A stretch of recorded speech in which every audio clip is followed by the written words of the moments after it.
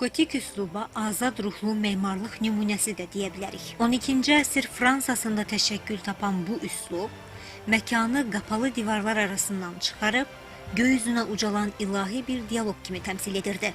Konstruksiyanı estetik bir sənət əsəri olaraq vurğulayan gotik memarlıq, kütləviliyi şəffaflıqla, ağırlığı isə işıq seli ilə əvəzləyərək sənət tarixində yeni bir məkan fəlsəfəsinin əsasını qoydu. Gotik memarlıq üslubu birdən-birə yaranmayıb. O, özündən əvvəlki roman üslubunun bir növ təkamülü, həmçinin ona qarşı texnoloji və estetik bir reaksiya kimi formalaşıb.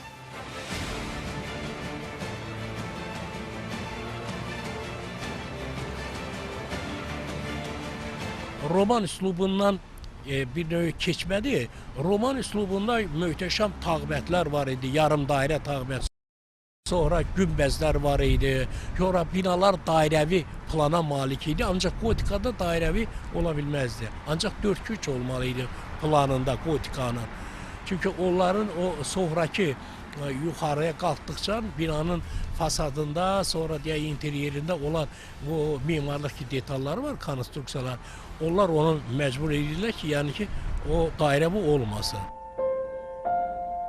Gotik üslub harmonik plan quruluşu, daşın kütləvi ağırlığını vizual yüngüllüyə çevirən incə detalları ilə seçilir. Burada rənglərin ecazkar ahəngi isə şəhər landşafını bir gözəllik abidəsinə çevirir.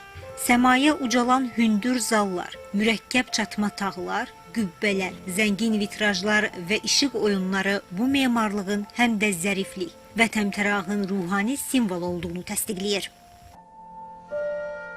Fasada çoxlu heykəltaraşlıq nümunələr ritmi şəkildə düzülür və deyək sütunlar düzülür.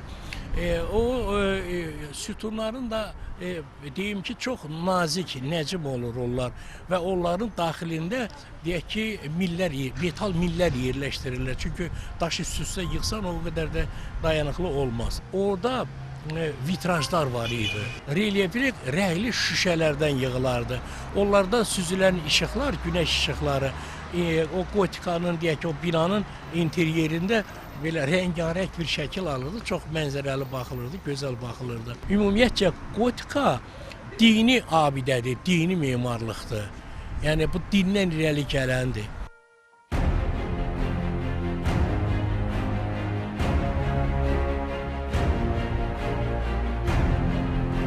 1899-cu ildə inşa edilmiş Xilaskar kilsəsi hündür damı və iri vitraj pəncərələri ilə diqqət cəlb edir. Həmçinin kəskin göz formaları və təbii işıqla zəngin interyeri kilsənin gotik üslubda tikildiyini göstərir. Gotik üslub yayıldığı hər bir coğrafiyada yerli mədəniyyətlə sintez olunaraq özünə məxsus xarakter qazanıb.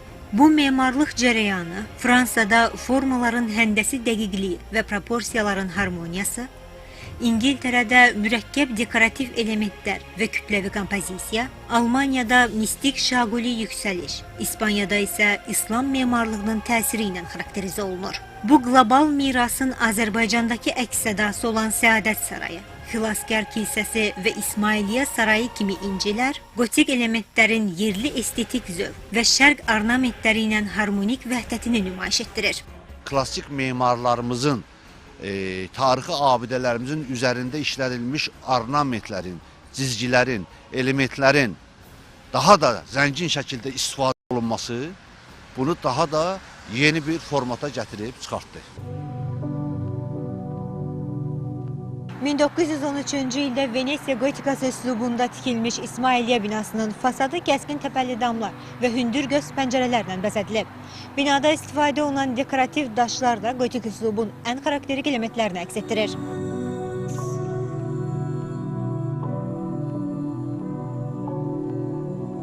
Hətta buranın fasadında o vaxt ilk yazısında Quran ayələri yazılmışdı. 22-ci ildə yenidən bərpada artıq onlar silinmiş, Sovet emblemi olan ulduzlar qoyulmuşdur. Və burada barelyefin, heykəllərin, ornamentlərin, Azərbaycan memarlıq tarixinin, klassik memarların işlədiyi element və ornamentlərin gözəl bir işləş formada işlənməsi bir-biri ilə harmoniya yaratmışdır.